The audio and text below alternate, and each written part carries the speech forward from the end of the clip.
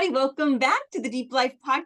Today we have a very special guest, Michael Martin. Welcome. Thank you. Thank you for inviting me, and it's a pleasure to be here.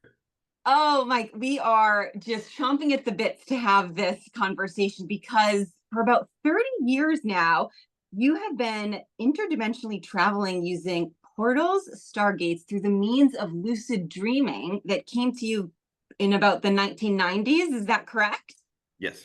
You're also a published author on this topic, so we've got so much to cover and discuss. But before we get really deep into all of this, could you give us, as well as our listeners, just a little bit of background on who Mike is and how you became this interdimensional traveler? Well, I'm just a regular person. Nothing really special.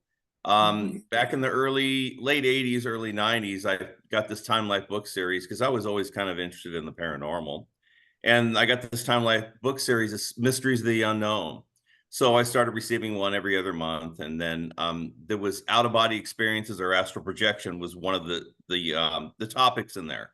And it kind of lays out everything. And then it also gives you a couple different books to address in order to get that information. So Journeys Out of the Body by Robert Monroe was the number one. So I went and got the book and I read it and I was just amazed. I was like, wow, this is incredible. I have to try this. And I'm the type of person that if I get an interest in something, I'm going to follow through with it. I just both feet in, just jump in. So I tried a different methods he had mentioned in the book and some other books too, and like the vibrational method and stuff. None of that worked for me. I mean, I tried.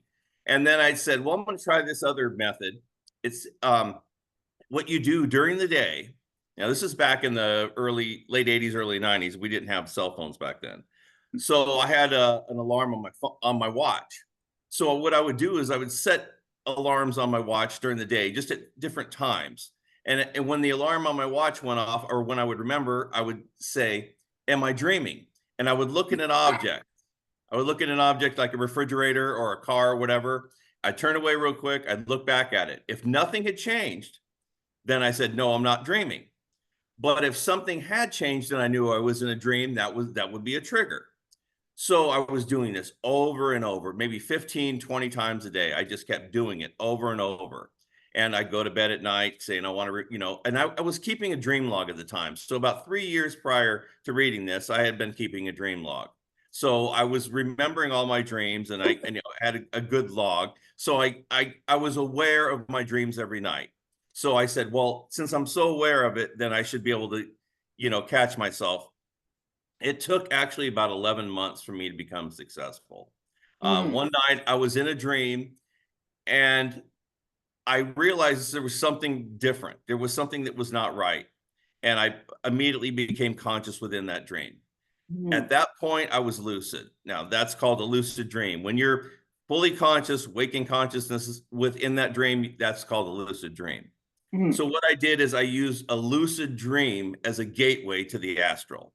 Once I realized I was conscious, then I thought to myself immediately, I want to have an out-of-body experience. At that point, I was whisked out of the dream, and I was actually on the side of my house, south side of my house, about 12 feet off the ground, above one of my vehicles, looking out towards the street. Well, the peripheral vision in the astral is almost 360 degrees. So immediately you see this huge, this huge image in front of you, and you really don't have to turn your head to see it. Well, you don't have a head, just you're in the astral body. So, so basically you realize you're in two places simultaneously. You're there on the side of the house or in that location, and you're still in bed. Now you can't move anything in your body because at that point your body is not movable because you're in the astral. Your consciousness now resides within that astral body. So what I did was I made a mental note of everything that I could think of, what it felt like. I knew it was cold outside because it was in December, but I wasn't cold because it wasn't in my body. How everything felt, what I was able to see, what I was able to do. It didn't last, but maybe, I don't know, anywhere, probably a minute or maybe a minute. I don't remember how long it was. And then before I knew it, I was whisked back into my body. I wrote it all down. And at that point, I figured, okay, now I've had a controlled out-of-body experience. Now it should be much easier than waiting 11 months. Well, that wasn't necessarily true.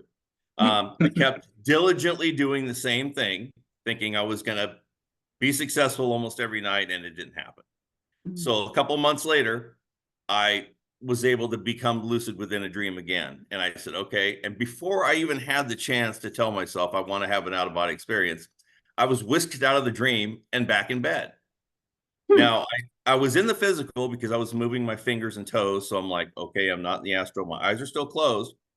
But there's this image, an oval image in the blackness. So when you close your eyes, you have this black image, and it, if you had to measure it, it's probably 30 feet wide. I mean, you wouldn't think it would be that big, but that's what it is. And in the middle of that image was an oval, in the middle of that black image was an oval image that looked like it had been punched through the background of the blackness when I closed my eyes. That image was a live viewing of a city near the water.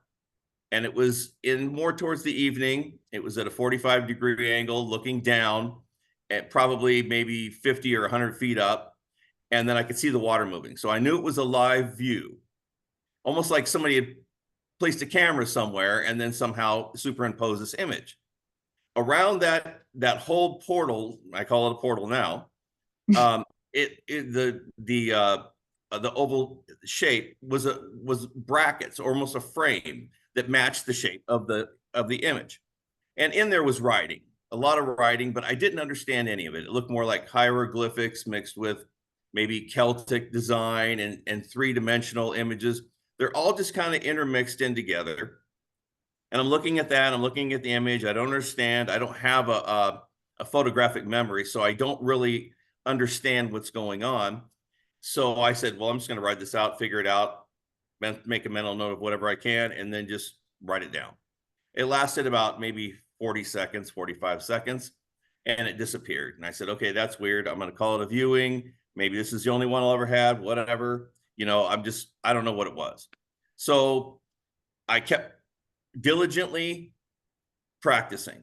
And then maybe a month later, I had another lucid dream. And before I was able to tell myself I want to have it, I'm whisked out of the dream again, back in bed, and there's another portal. Now I call them portals now, but it took me about 15 years to verify what it was.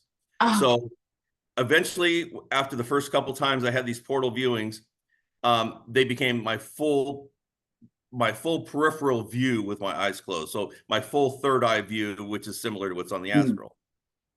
So they were no longer an oval shape. They were now the full view. And they're landscapes, they're other locations. Sometimes I see things based upon maybe a different time frame, like maybe the Renaissance era. I will just pop into somewhere and I will see this. I have no effect on that landscape. I can only view it, and I can only intake some of the information that's going through this whole connection. So I discovered that over time, these portals have they require some type of energy to create and to sustain. And these portals were not originally initiated by me, because I don't have the ability, I didn't have the ability or the energy supply in order to open them at this very high level of resolution that they were at.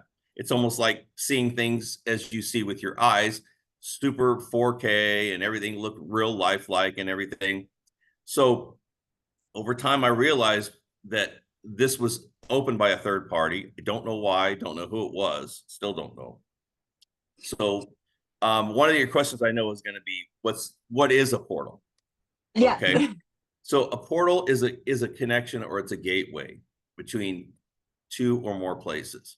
So it's an opening in space-time. So as I'm talking to you over this internet connection, if there was a portal connection between us, then there would be an opening in the middle of the air between me and you. You're standing on one side, I'm standing on the other. What I see on your side, you can see on my side. So for instance, generally when I pop into one of these, I see these experiences, I'm usually looking down. So if I would be looking down from the corner between your ceiling and your wall, and I would see you from that angle, maybe a 30, 40 degree angle down. Mhm. And then at that point, you would be seeing me at the same thing. So when I'm looking through a portal viewing, anyone that's on the other side can see the same on my side. So if I can see Mm. their full room, they can see my full room. So there is no Yeah. question, there's no hiding anything. There's an energy, um, uh, there's an energy uh, sharing between the two sides, whether or not you know it. There's energy being shared between both sides. Not necessarily you can't move through it. There are portals that you can see through and communicate through. There are portals you can move through, and there are other portals that it can be utilized for other things. So the difference between a portal and a Stargate is a mechanism that creates a portal. So a Stargate utilizes a portal, but that's excuse me, either electronically or mechanically induced. Okay.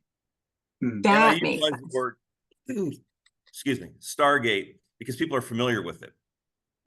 Stargate utilizes a portal in order to make the connections. Okay. Gotcha. Makes sense. Thank you so much for breaking that down kind of as the framework of what lucid dreaming is, portals, stargates. That makes so much sense. As you began uh experimenting, becoming more comfortable with the lucid dreaming and using portals, were you then able to almost control or navigate what you wanted to see or experience? You know, say whether it was this realm or like you mentioned, the Renaissance, did you set an intention any evening before having a lucid dream to see, what you could, experience through a specific portal? At first, probably the first 10 years, I No, didn't okay. know. I didn't set any intentions.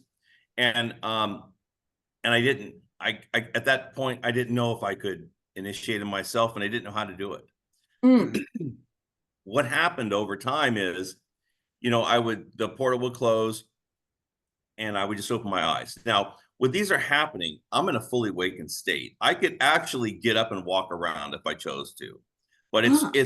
it's harder to concentrate on what's going on. And the last thing you want to do is get up in your room, maybe in the middle of the night, walk around, stub your toe or something, or fall over a dog toy or something.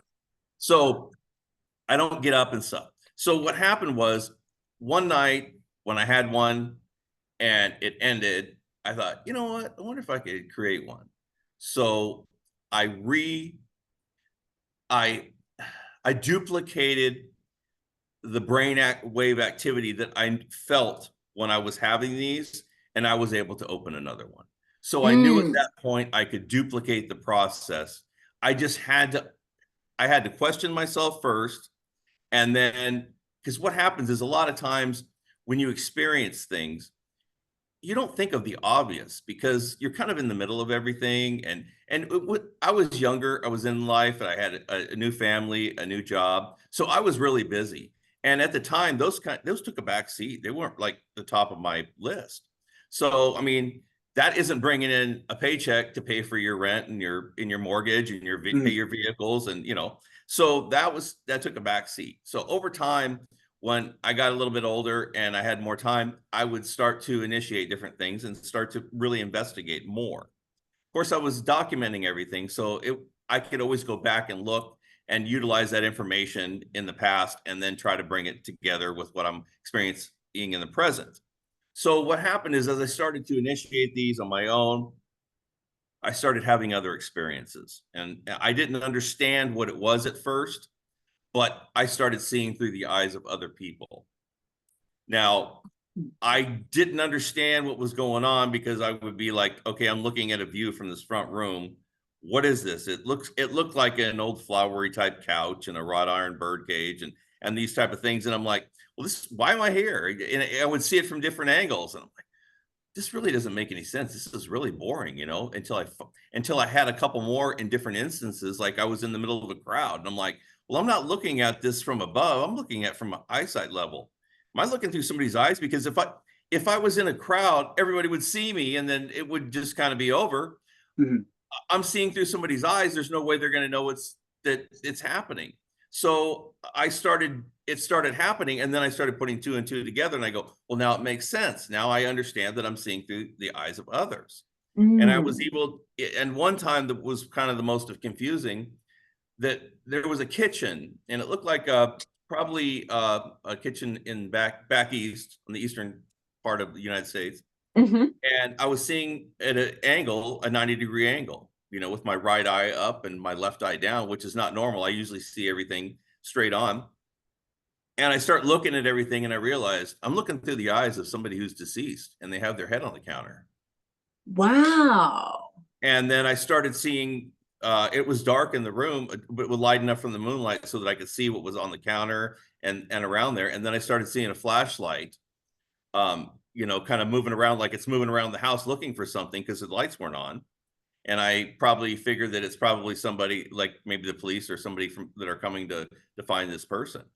And then I just lost the connection. And so I'm putting certain circumstances that you just kind of have to figure out what's going on when you first get there. And, you know, even when you're done, you write it down, you're thinking, oh, well, I didn't realize that when I was there. And so you kind of just put things together. That's so interesting. It's fascinating. So go I'm ahead. sorry, I don't want to cut you off, but have you found that there has been some relation between like these visions you're seeing through the portal and the experiences you're having with your current life, I guess would say, your current reality? Yeah, they Or really else don't have anything to do, because I see landscapes from that are obviously not on Earth, you know. Mm. So what happened was, about maybe 13 and 14 years ago, I was in a long drive commute to work, an hour to an hour and a half to work and back. And I started daydreaming a lot. Really, I mean, there's nothing else to do to sit in traffic. Mm. So I realized at some point, and I did it twice, there was something in the daydream state that was occurring that I couldn't remember. I knew it happened, but I had only enough memory of it to know that something occurred. So I started focusing on that. I had to do it when I wasn't driving, obviously. But when you're in a daydream state, you might lose consciousness for a millisecond or maybe a couple more, and then you're back. So I started just focusing on what was there, and then I tried to duplicate the that same brain activity when I was accessing the portals as I was during the day. It's a little bit harder in the daydream state, so I had to kind of move it around. And after a couple months, I figured out how to get there and get that information. But every time I would bring it back, it would be highly diluted. It's like taking a hard drive through a magnetic field. It just kind of erases everything and screws everything up. Sure. So I finally got to the point where I could go there and come back. Once I was able to go there and come back consciously.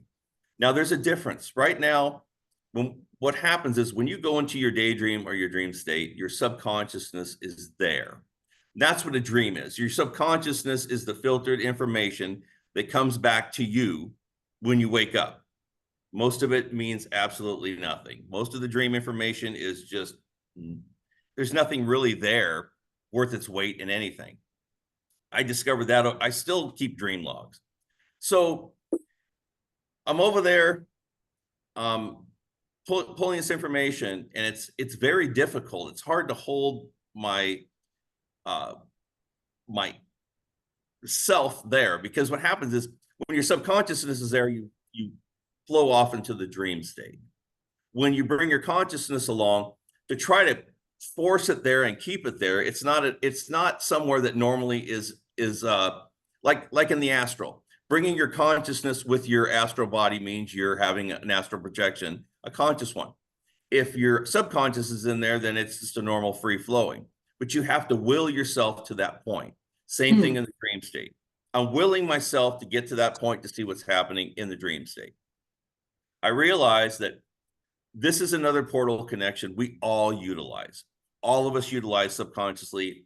We're connecting with alternate realities, other dimensions, maybe other lives that we're connected with and other realities.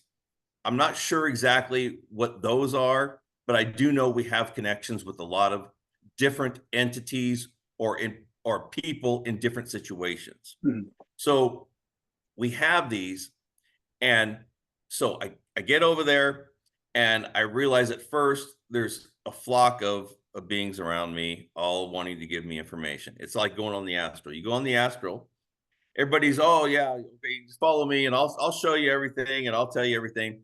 Well, you have to, after a certain amount of time, it's like I tell people, it's like going to the pyramids for the first time. You have all these tour guides, everybody wants to be your tour guide and they're going to show you this. They've got a better deal than anybody else. Okay, that's what they want. They want you under their wing and they're going to feed you all the information that they think that you want to hear. Mm. When you go onto the astral, there's the Akashic records or whatever people call it. It's an etherical database. Ether is the basis for most of everything on that level as well as on this level. It's the foundation. It's energy. What happens is when you go on that realm, they have complete access to that etherical database. They know everything about you, things that you don't know. So when you show up there, they're going to show you, they're going to have the image of what they think you want to see, what they know you want to see, and in the background. So if you want to see a demon, or if you want to see an angel, if you want to see a guide, you're going to see that. They're going to tell you the information that they know you want to hear. But as I tell people, when you go on these different dimensions, or if you go on the astral, you're on their playing field. You're going to see the image that they portray for you, because their energy, they have it's almost like if somebody was coming over and you really didn't want them to know who you were, or you wanted them to follow a certain protocol, you put a wig on, maybe put some makeup on, change your clothes. You can do that. They can change their image on a much higher level, as well as their background, their landscape. So if I go there, I might be sitting at a table with an older looking guy, and it might be in a village. So we're sitting there. He's going to give me information. He'll be talking when I get there. And the information itself, some of it might be a little bit personal, but it's not anything groundbreaking. So I'm like, I'm going over here, I'm getting this information, but I'm not really getting anywhere. There's no meat there. So one time I went, and there was a guy at the end of a cave. We're at two ends of the cave. It's kind of dark. He's got a brown cloak on, like a monk's robe with the hood over. Now I see this a lot. The face is covered, so you can't see anything. You don't know who you're communicating with. Of course, it's all telepathy. There's no speaking or anything. Mm-hmm. He says, this is a portal. This is the same portals you utilize. He says, but what you see on my end, I can see on your end, just so you're aware of what's happening. Great. Other times I'll go on there and people will just be talking the whole time. And when I was in my subconscious state and it came back and I didn't know all the information, I was thinking, wow, this is some groundbreaking information. It seemed like it was real important. But when I take my consciousness there, it's like, there's nothing there that's even interesting, really. I mean, they're kind of talking and giving information. It's like, I know all this. Why would you even tell me that? I don't say anything. I'm there to document. I'm not there to make, to make any determinations. I'm just there to experience and document. That's my job. So I go there. Sometimes I see beings that are kind of like, almost like they have body parts just kind of placed in different places. And it just kind of looks weird. But, for me, I'm not really, it doesn't bother me. I expect anything. I've seen two-dimensional worlds, and I didn't know what this was at first, and I've seen many of them. It looks like a picture. When you first see it, it looks like somebody drew a black and white picture with a little bit of gray in it. It's like sharp-looking mountains and these kind of off, weird bird-looking creatures with real sharp features, and I'm looking at it and I'm thinking, okay, well, that's a cool picture, until I started seeing them move. And then I started really paying attention.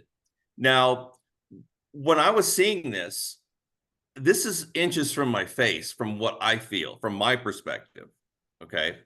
So you have these sharp-like features and they're moving around. I'm thinking, wow, I hope this is all right, because I am right there. So then I start to realize this energy exchange in between me and them allows us to understand each other. So they knew that I was I wasn't a threat, and therefore I knew they weren't a threat. So at some point, we were both thinking simultaneously about each other or whatever. And even though they obviously didn't speak English or didn't speak a language, I understood what they were about and they understood what I was about. So we were two completely different beings on the same level could share the same space without any conflict and a complete understanding of each other.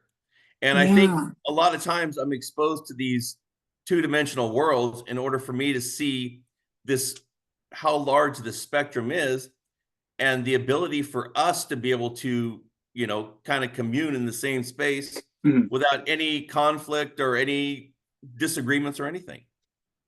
Yeah, that's so fascinating. I was going to ask kind of almost what your interpretation is as you're developing this heightened energy or heightened frequency when you encounter beings like this, you know, because I had kind of prompted you with one of the questions I was going to ask, you know, is there valuable information that, you know, we're bringing either to ourselves or our community or the world? And maybe it is something, and please answer that question in a moment, but the way that I heard you, or at least, you know, what I'm hearing is how beautiful it is to just coexist within this energetic space and almost telepathically understanding that there's a commonality this way. And perhaps your energy is changed and their energy is changed in that instance. And then when you come back, you know, to this earth realm that we're here in the third dimension, whatever energy that has changed within you, you know, that's emanating now to other people. You don't even need to necessarily, you know, go and preach about it. It's just that energetic exchange that your consciousness has changed because you experienced it. Is that, am I hitting it maybe a little bit, or any other different interpretation that I could be wrong there? Well, there's a huge spectrum, and I discovered, because what I do is I experience it, I write it down, experience it, I write it down.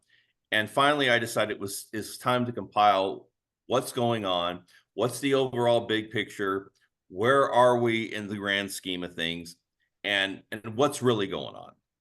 So I took everything into consideration, and at some point, I got to the point where I really beat myself up because I had to question every single thing. I even had to question myself. Maybe you're on the wrong track. Maybe everything about what you've experienced is wrong. And I want to look at it from that viewpoint. And I struggled and I struggled, and I came up with a whole spectrum of what I believe that's happening. So I'm being exposed to this. Now, this third party who originally exposed me to it, basically the best way to really teach somebody something is to give them the tools, show them, and then let them go on their own. I'm the type of person that if I have to, I can rely, you know, I rely on myself, and then I'll have to just push forward, just keep pushing like a bulldozer. So frustration level 1,000 at times or more. So they showed me, they gave me the tools, and they stepped away.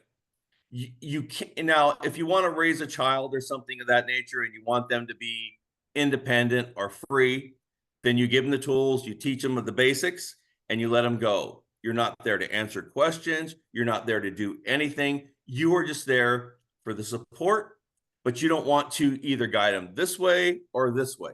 You let them go on your own. And that's basically what they've done to me. And so they gave me the tools, and I'm looking around and I'm trying to figure all this out.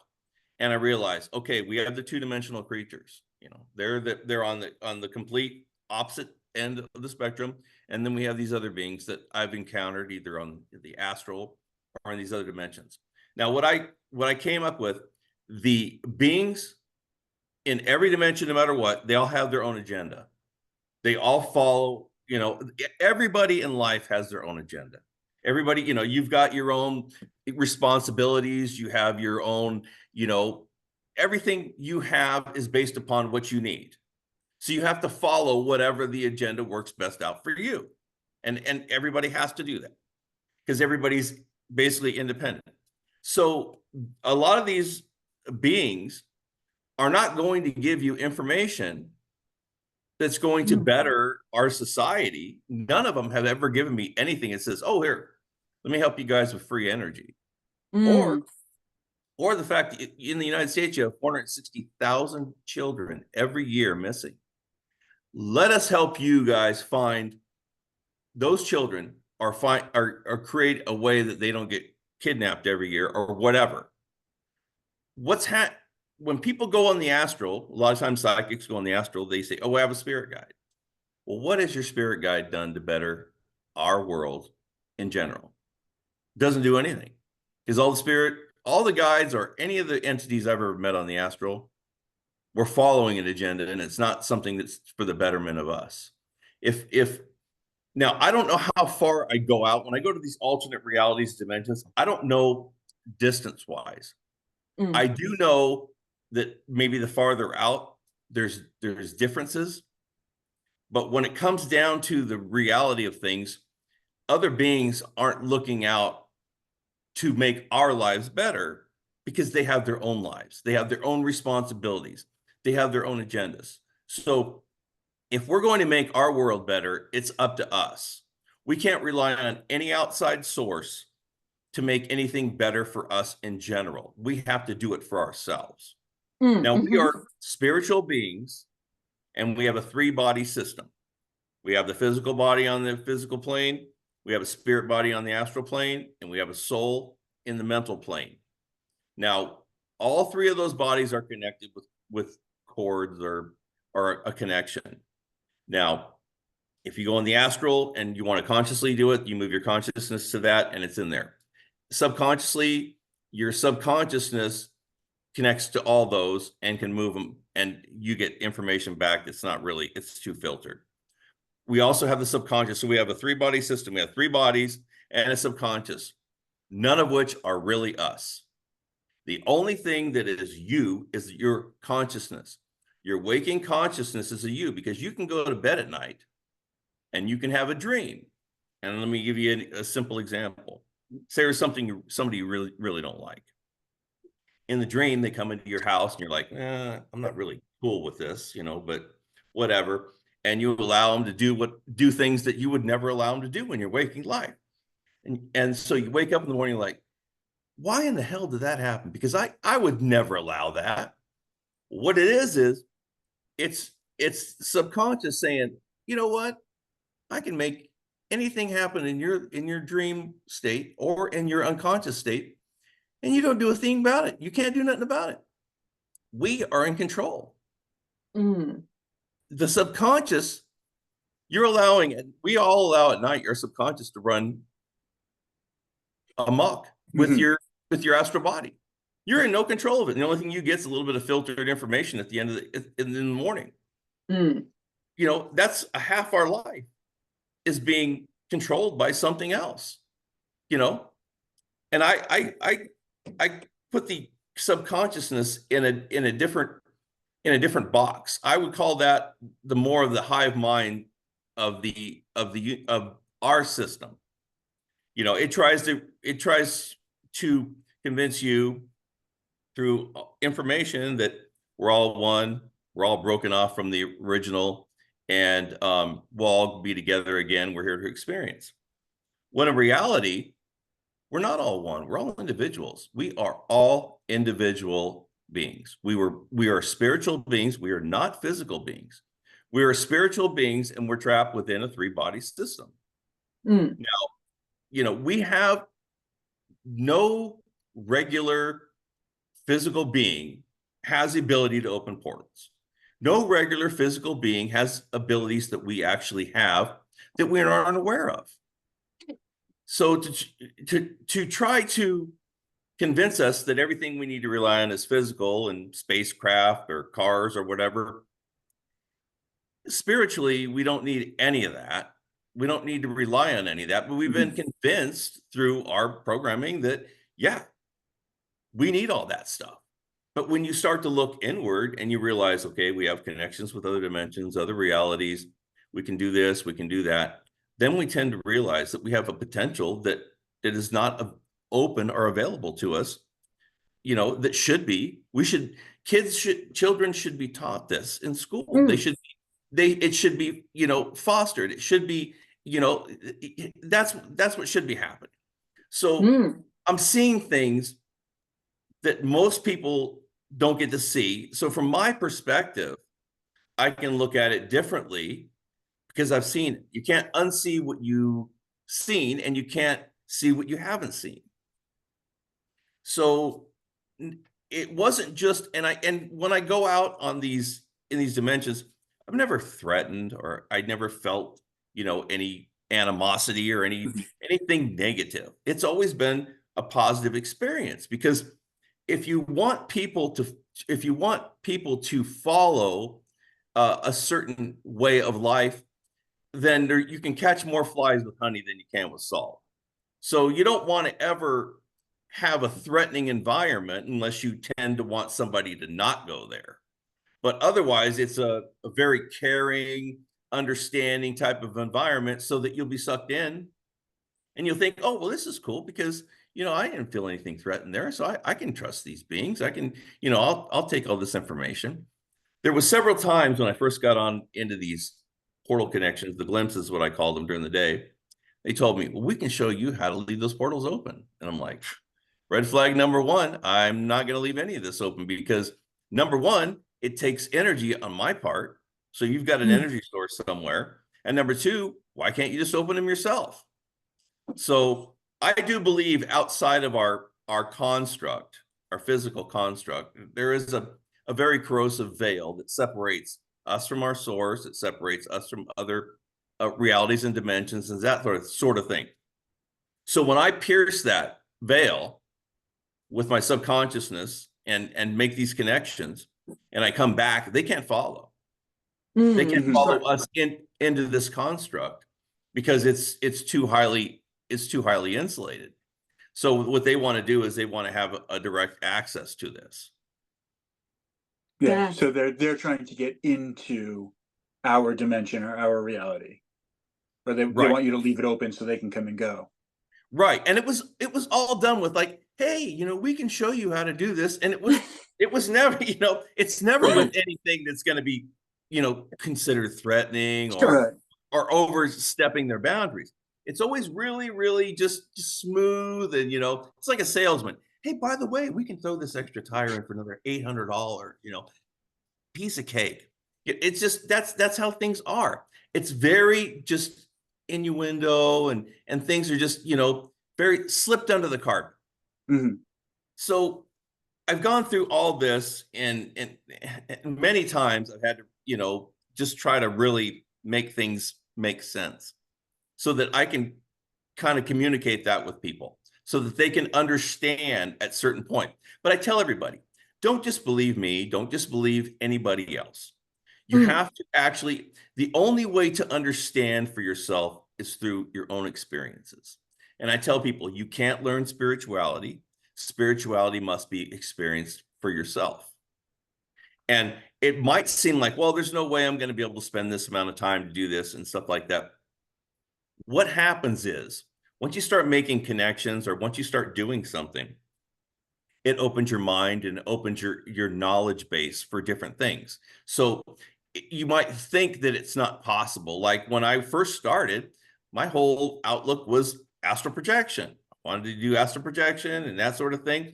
And I was sidetracked on a different path, and I just ended up following that path. Now, like I said in the beginning, it wasn't anything that I really was just pushing, because I had a new life and I was young. I had, things to do. So I kind of pushed it off for many years, but I would constantly get reminded over time. And eventually the impulse got strong enough to where I started saying, I said, well, at this point, I really need to do something about it. I really need to take it seriously. It's been hanging on this long. There has to be something to this. So I have to pursue it. And and that's when I kind of put both feet into it and really started, putting my nose to the grindstone. When you did finally do that, did your life change in any way? Or, you said you had a lot going on at the beginning. You weren't fully, engaged with it, practicing it. But when you're kind of, I don't know, getting the inklings to start doing it more and more, and you were beginning, like, did your life change in any way? Were there any more, synchronicities, or did dots disconnect were you able to kind of like you see experience more within this third dimensional realm? Well, what I did notice is it used to be where I would have to consciously try to connect with these, I call them glimpses through the daydream state. Mm. I would have to really sit in a room and have to just concentrate. It started happening like sometimes I would just like be sitting somewhere and drift off and it would just immediately start. I mean, within like a millisecond, it would just start happening. So it was those connections. They were okay, but I wasn't getting a lot of information. So I had to make a lot of changes. But my life in general, no, didn't change. It didn't really change. What I had to do is, in order for you to really have to put both feet in there, you have to really spend a lot of time thinking about how things work. So for me, I'm technically oriented. I've always got to see how things work, how to take them apart in order to understand how they work so that I can put them together and repair them. So what I do is I think about everything. I, put it all in my mind. And sometimes, like if I have an issue, I'll think about it and I go, okay, I'm going to walk away from it for a while, try to, and then something will pop in my mind. I'm like, okay, that was my problem. Sometimes it's an obvious piece of the puzzle, but because you're so integrated into that and you're so thinking about everything from every angle, you miss the simple part in the middle. Mm-hmm.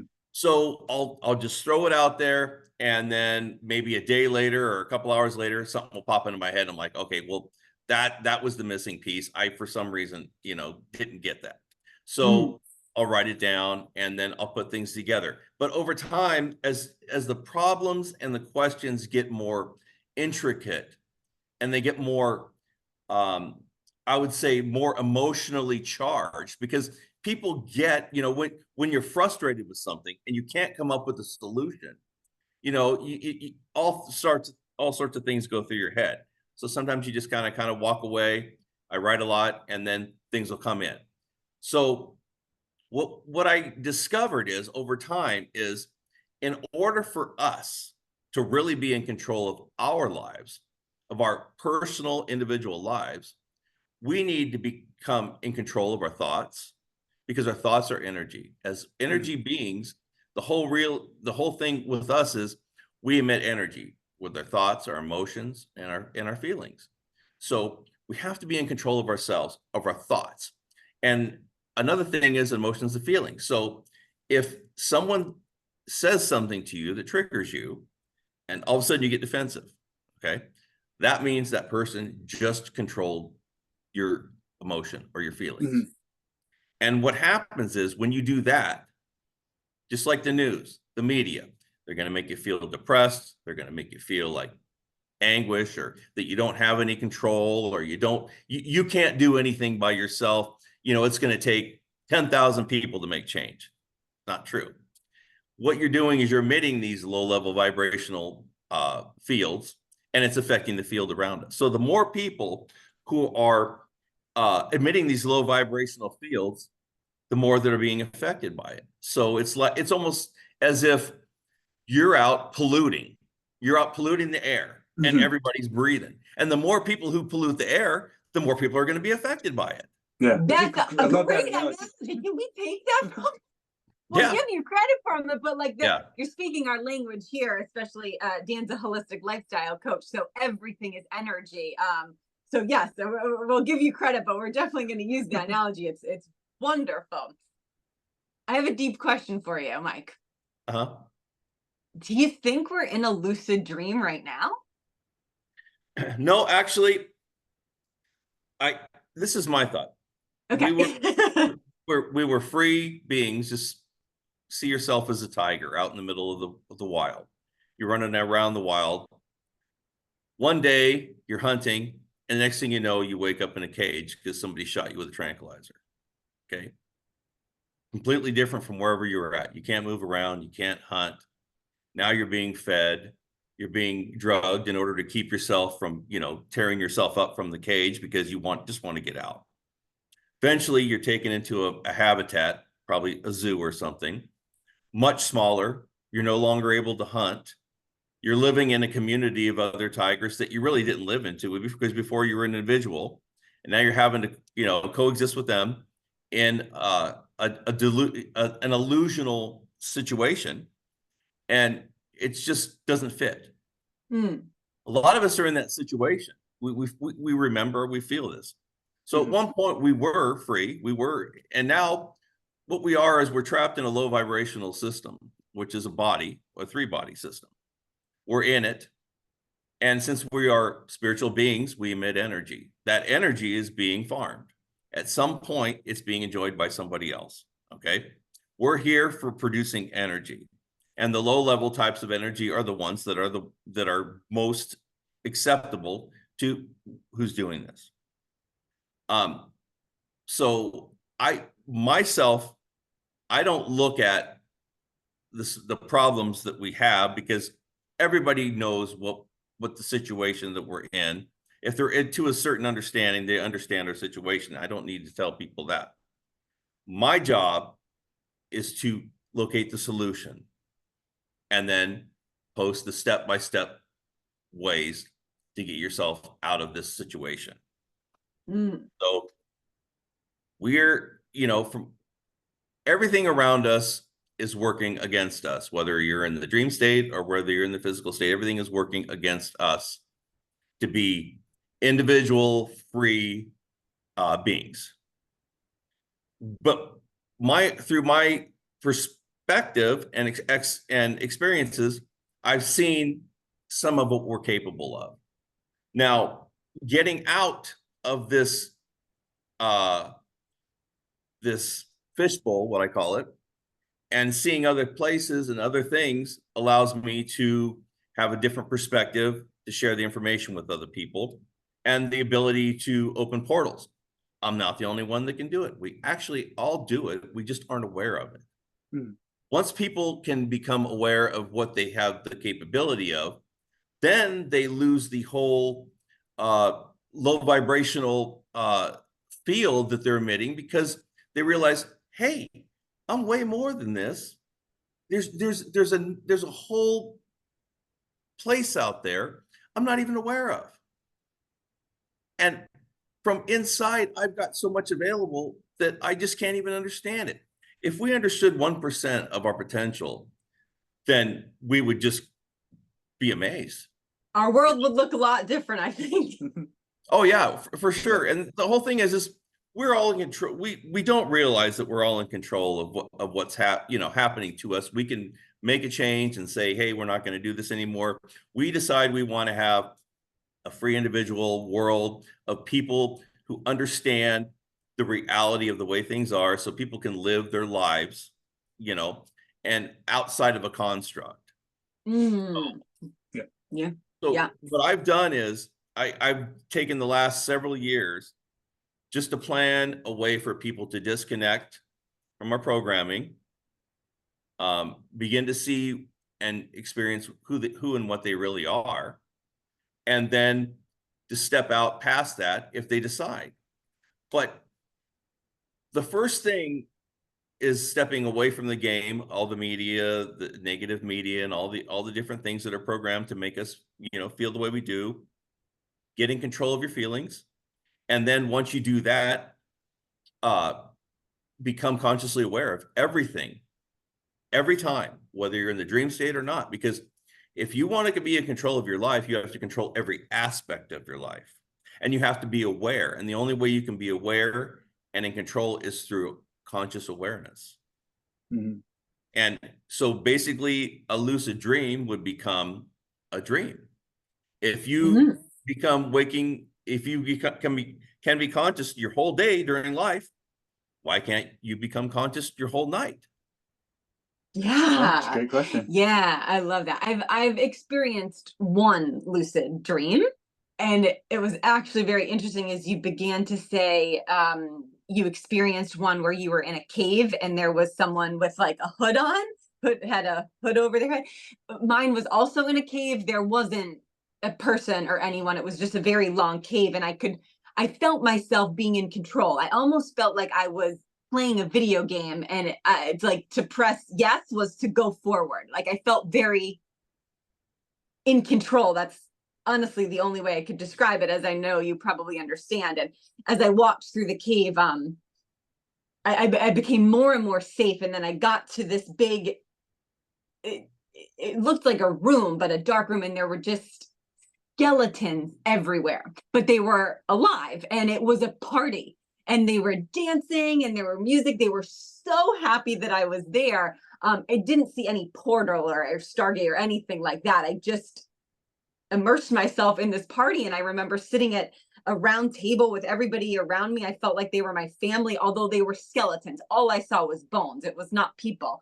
And I just remember being so unbelievably mesmerized by the crystal glasses and the plates, and I could just feel them and see them. And I kept saying to myself, is this real? Like I'm here. I'm awake in this dream. And then the music stopped, and I remember waking up. From what you were, since you were lucid, then Yeah. it wasn't a subconscious memory of a dream. It was an actual waking consciousness experience. So when you become lucid within that dream, then it becomes an experience because you're Yeah, 100% there. So what I say is, when I do the portal connections, it's not just as if I'm standing on the other side of a window talking to or not talking, but telepathically speaking to somebody. It's as if I'm there. So my through the experiences, I started to weigh it, and I said, well, you know what? If it feels like I'm there, then my consciousness is telepathically communicating automatically. I'm getting all this input data. That means it's a natural state for that consciousness. So I'm understanding, if it knows how to do all this automatically, then it's a normal state for it. Why is it being blocked? Why is that consciousness not able to go there and allow me to experience it? Because if it's there, I'm there, and I'm going to have a full memory of it. But if the subconsciousness takes its place, then I'm blocked from all that information, So it's like, it's a natural state for us to do these things, to experience these things, and we're being blocked from it. I mean, it should be all over. The people are like, oh yeah, we can go here, we can go. It should be happening all the time. But if we weren't confined to this situation, then we would have the ability to do that openly. And it's like, because at first I thought, well, maybe it's just, that's not normal. But then once I started understanding, I'm like, you have to realize really what's going on. How does it know how to do that on? I mean, it's just like, as soon as you're there, you're just doing it. And it's like, this is autonomous. This is something that's completely natural. And no time people said, oh, weren't you worried about, somebody getting in your body and all? No, because when I have the portal connections, I know my body's there. I can feel it. I can move it. But I have to hyper focus my attention on my situation that I'm in order for me to maintain there. Otherwise, I could easily drift off. The subconsciousness will take over, and I'll be back. So it's a constant battle to keep my consciousness within that realm in order for me to be waking there, awakened conscious, versus having the subconscious take over, because it's fighting the whole time. And then when I come back, there's that veil, which is our insulated container separation, it fights against. So there's several different layers of all this stuff. It's a multi-layered manipulation that we're stuck in to hide ourselves from us, our real selves from us. Yeah. What do you think, in your opinion, what do you think blocked it? Do you think it's, hundreds and thousands of years of programming, like fear? What, in your opinion, like blocks us? Like you're saying, we're these spiritual beings at the essence of who we are. We're energy, not matter. So why have we been blocked? As with anything, there has to be some sort of intelligence behind it. I don't know the intelligence level. I do know that the subconsciousness heavily reminds me of some type of an AI program, only because it's able to communicate. I mean, it's a database. Basically, it's a database of all of our experiences and everything. So at some point, there's probably not any being that could just, do all these things simultaneously. it would have to be technology way beyond our conception. And above that would probably have to be, I don't know, there could be a handful of beings that are operating this. I mean, if we were back in the, say, 1500s and we had a database system, they would have no concept of what's going on. I mean, we had computers and automated tanks and stuff. They would think, oh yeah, this is thousands of years beyond our technology. They wouldn't even understand it.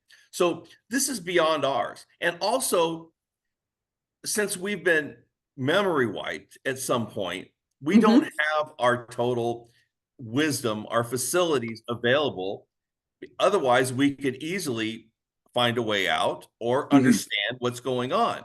But we had to be dumbed down. We had to be insulated from our source, and we had to be placed in a highly corrosive environment that's to our spirit.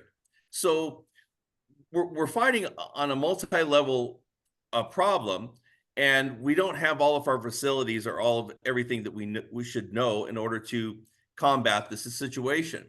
So that's why I'm working on, and I'm publishing. As soon as I get information, I publish it, and to get people to be on a level of understanding so that they can begin to get themselves prepared to become aware and disconnected from what's happening.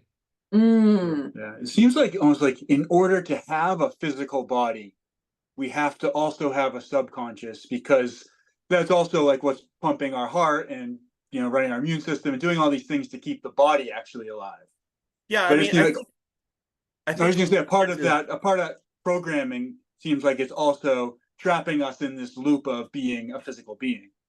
Right, and the subconsciousness being part of that natural program, it's part of us, and I call it the spy within, because it knows what we know, because it's part of us. So we can't detach ourselves from it. So at some point, it can control, you know, no matter how healthy you remain, people still come up with different diseases and things happen. So it can affect you on multiple levels. And since our consciousness is not physical, and like when I project my consciousness to these other places, I can only stay so long. It has to be returned. There's still some attachment. It's still intertwined within the system. I can't just, it's like sticking your arm through a hole in a wall.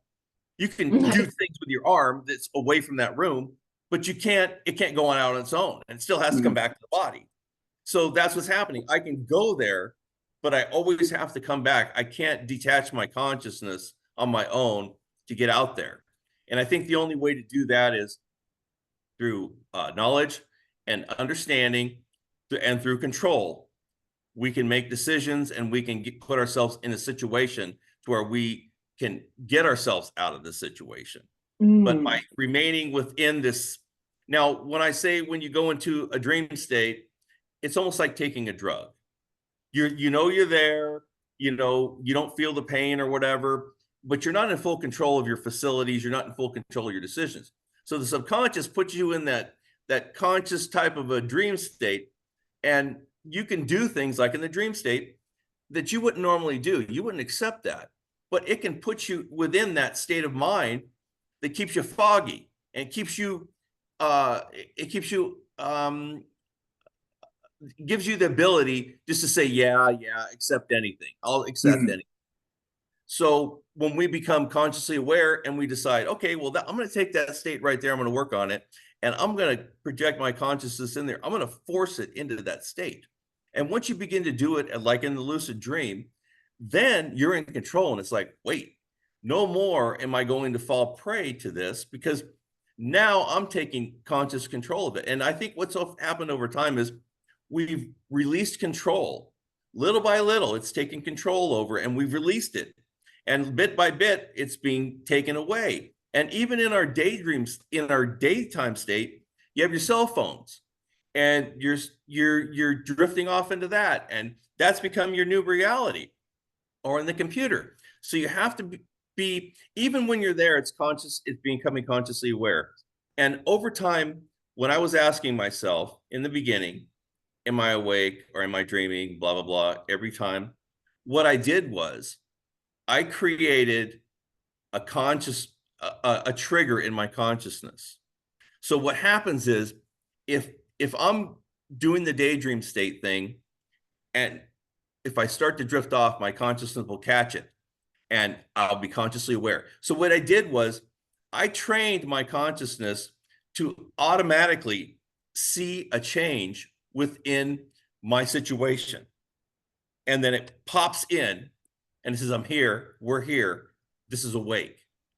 So that's what we need to do. We need to train our consciousness to become aware of any variable or any variance in our lives that could potentially take over and put us into like a dream state. How do we do that? Pop up. Yeah. You want to pop up. How do we do that? Questioning reality, like I did in the beginning. And so what I did was that I started going to the dream state. A lot of times I would just drift off. You know, it's almost like meditating. Sometimes you go in and meditate. I'm not a big meditator, but I tried, and sometimes I would just kind of drift off and, you know, la la land, whatever kind of dream state. When you question your reality constantly on a regular basis during the day, what you are doing is you're setting yourself up to always question where you are.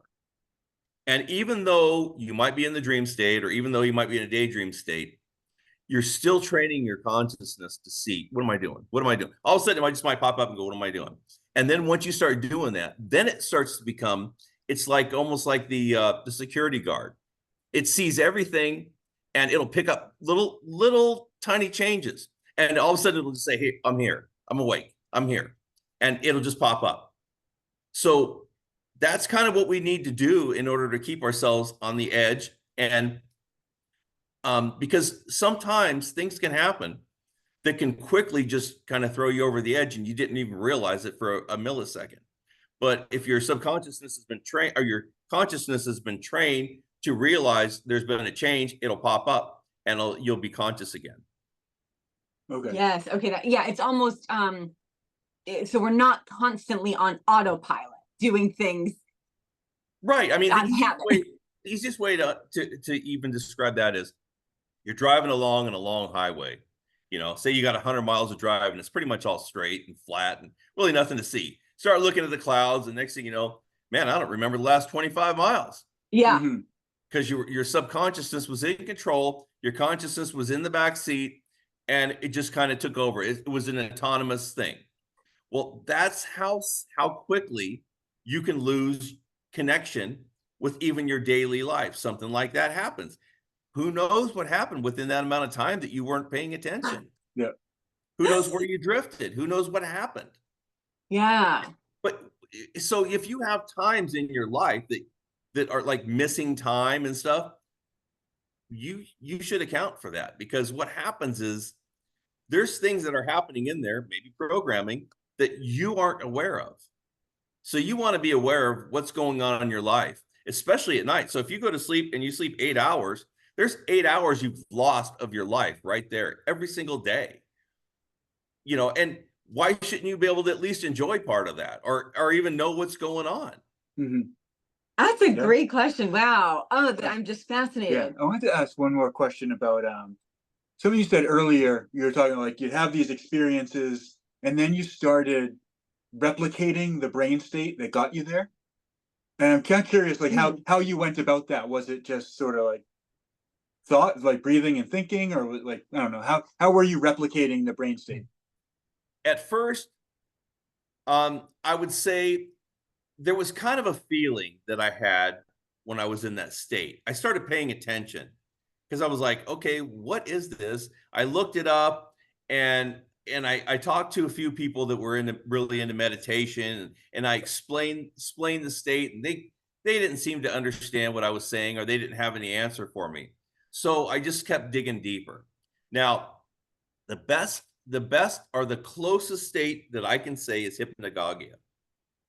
A hypnagogic state is usually, like, I think it's right before and right after, or at least right after you have come out of a dream or something. You're in the hypnagogic state. Okay. It's a state, it's in between waking reality and the dream state. It's somewhere in between there. Okay. So I just kept practicing and practicing, and I found one variable that always followed the pattern.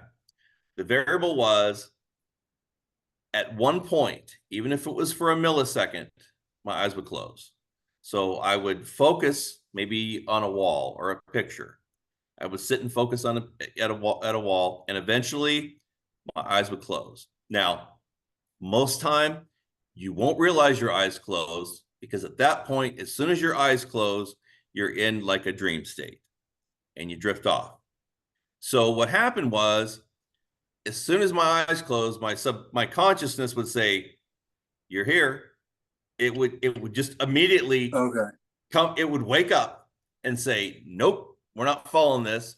And so I would be like, "Okay, I'm here. I just have to stay focused on this connection in order for me not to drift away."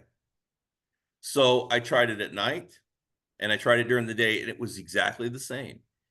Your eyes will close, so you will lose consciousness for that, unless you continue to drift off, unless you trained your consciousness to pop back up. Gotcha. And then once it's active, you just hold on. It's like holding on to the edge of a cliff.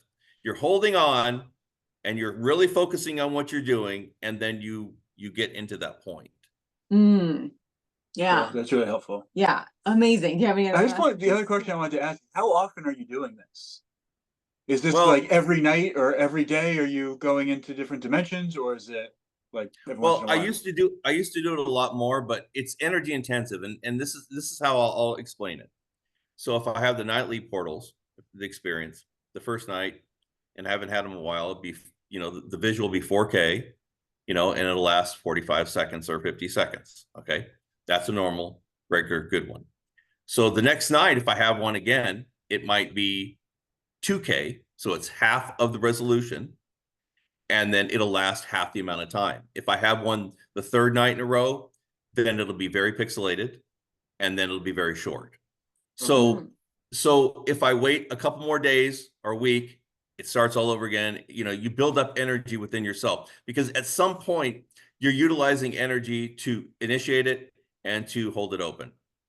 And same thing with the glimpses, the daytime ones with the daydream state. They're not as energy intensive as the ones at night for some reason. I think because they're a different type of a connection. But still, if you try to, I could do a couple in a day, and then I'm pretty much done for 2 days, and then I start all over again. But yeah, it takes a lot of effort and energy in order to do it. But once you're able to make the connection, and it's, once you pass the frustration point, then you can make the connection. Fascinating. Yeah. Wow. I mean, gosh, this conversation, I still have so many questions. Maybe we'll have to come back after Dan and I practice this Am I Awake and during our day to see if I can induce this a little bit.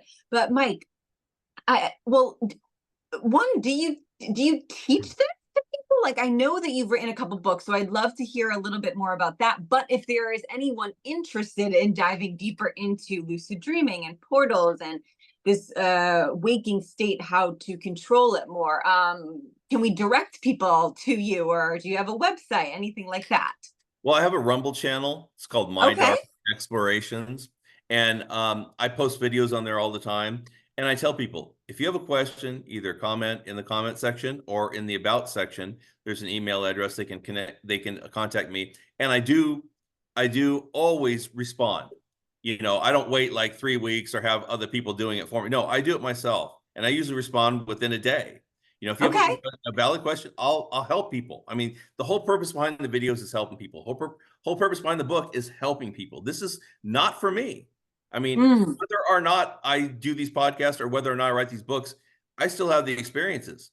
But the whole purpose behind this is trying to help other people get out of the system and to understand themselves and their potential. I love it. Amazing. Yeah, the books that I have on Amazon are My Dark Explorations Portals, which is kind of a 1,000-foot view of how it started, some of my my explorations and that sort of thing, and information on that. I try to keep my books short and to the point, no fat, not a bunch of extra information that you don't need. The next book that I finished is the the Spiritualist Manifesto, A Guide to Freedom, which came out in March. That's the first step in getting people disconnected from the programming and how to find your own path to get out of the system and get yourself, toward the goal of freedom. And then I just released a different book yesterday, another one called Leaving the Illusion of Life. And that one is a continuation of the Spiritualist Manifesto, which is basically just to get you aware of what's happening around us so that you have a good idea of the foundation of what's going on. Because as I said, I'm a technical person. I need to understand what's going on, how it's working, and how best we can combat for our own selves in order to get ourselves out of the system. Awesome. Thank you. We'll definitely link to just the Rumble channel and where people can find your books in the show notes. I was gonna say, thank you. Oh, this has been spectacular. Mike, wrapping up, any last, words, or you think that there's any additional information that we possibly did not cover that you believe may be important before we let you go here? Yeah, I wanted to let people know that you're in a situation, and it's not a hopeless situation. Just because you did get depressed and because you feel like you have no control, that's only because you've been told and programmed to believe and feel that way. We all are individuals. We all have abilities that we don't even understand. We have abilities that we can't even conceive. Never underestimate yourself. Never. And if you ever need anybody to depend on, look in the mirror, because that's the person that's there to help you. You may think, oh, I have no hope. There's no way that I can do this. Yes, there is. I'm a regular person. I'm a regular guy. I work just like everybody else every day. And I just happen to come across this, and I just pushed ahead like a bulldozer. All the roadblocks, they're there. I have to either find my way around them or through them. There was nothing easy. Nothing was ever easy or simple, and without some type of serious effort in order to make these things happen. So yes, I do know that we all have the ability to do it. There is no question in my mind. It's just that you need to apply yourself. And that's the biggest thing. You have to take it seriously and apply yourself. And if you really do want something, you will work towards it and you will succeed. That's just the way things are.